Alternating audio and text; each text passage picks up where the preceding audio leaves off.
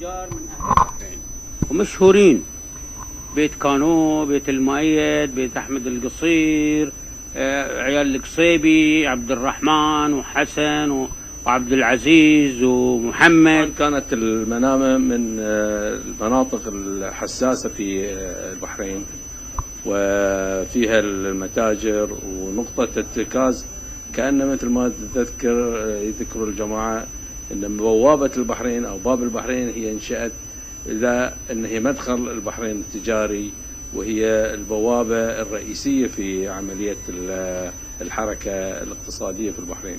التجارة كانت تجارة أكثر أولية تبع اللنجات، تبع الفتايل ومسامير ومطارق وغيرها، التجارة القديمة.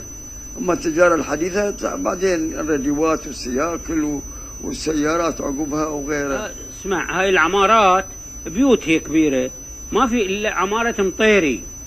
هذا عمارة مطيري مثل ما نسمع، هي حق بيت كانو كانت، وجاء واحد كويتي وشراها من عندهم، وسموه هو مطيري، اسمه مطيري، وشراها من عندهم.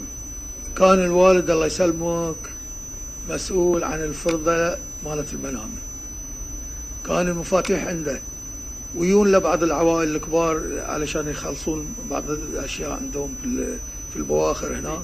وحتى إذا تكلمنا عن التعليم، من سنة 1919 مدارس الأولاد، و1928 مدارس للبنات. أول مدرسة عائشة أم المؤمنين في رجل فاضل. هذا المجلس وهو مجلس أحمد بن علي القصير، اللي هو لا زال حتى الآن يجمع الإخوان، وهو يعتبر من المجالس القديمة جدا، يعني أخذ على أكثر من 80 سنة في هذا البيت.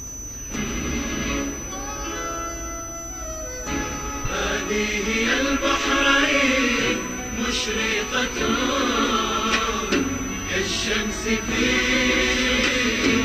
جوانح البحر، في طيبها نفس الخليج وأهله، والحب في أحلامها يجري، في طيبها نفس الخليج وأهله، والحب في أحلامها يجري.